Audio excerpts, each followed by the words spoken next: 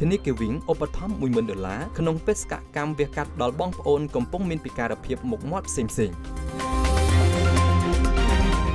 ធនាគារវិញដែលជាធនាគារធំមួយត្រូវបានគេស្គាល់ថាស្ថិតក្រោមការគ្រប់គ្រងរបស់ក្រុមហ៊ុន Royal Group បានបន្តនូវការឧបត្ថម្ភថវិកាចំនួន$10,000សហរដ្ឋអាមេរិកជូនដល់អង្គការស្នាមញញឹមកម្ពុជាក្នុងកំឡុងបេសកកម្មវាកាត់រយៈពេល4ថ្ងៃនិងព្រឹត្តិការណ៍ដើរដើម្បីស្នាមញញឹមនៅក្នុងខេត្តសៀមរាបកាលពីសប្តាហ៍កន្លងទៅនេះអង្គការស្នាមញញឹមកម្ពុជាដែលទទួលបានការឧបត្ថម្ភគាំទ្រពីធនាគារវិញនិងដៃគូជាច្រើនផ្សេងទៀតបានផ្ដល់ការវាកាត់ដោយឥតគិតថ្លៃទៅដល់ប្រជាជនដែលមានមាត់ឆែបក្រអូបមាត់ឆែបនិងពិការភាពមុខមាត់ផ្សេងៗទៀតដែលពួកគេជួបនៅផលលំបាកសម្រាប់ការរស់នៅប្រចាំថ្ងៃដូចជាការទទួលទានអាហារការប្រស័យតាក់ទងហើយប្រឈមនឹងការរើសអើងនៅក្នុងសង្គមជាដើមធនាគារវិញបានផ្ដល់នូវការគាំទ្រទៅដល់អង្គការស្នាមញញឹមកម្ពុជាចាប់តាំងពីឆ្នាំ2020មកម្លេះតាមរយៈការលើកទឹកចិត្តឲ្យសាធារណជនចូលរួមបរិច្ចាគថវិកាសម្រាប់ការគាំទ្រកិច្ចការសង្គមដ៏សំខាន់មួយនេះក៏ដូចជាការផ្សព្វផ្សាយឲ្យអ្នកជំងឺមកទទួលការវះកាត់ផងដែរគូជម្រាបថាចំពោះគ្រួសារដែលមានសមាជិកពិការភាពដោយបានរៀបរាប់ខាងលើសូមចុះឈ្មោះដើម្បីធ្វើការព្យាបាលដោយឥតគិតថ្លៃ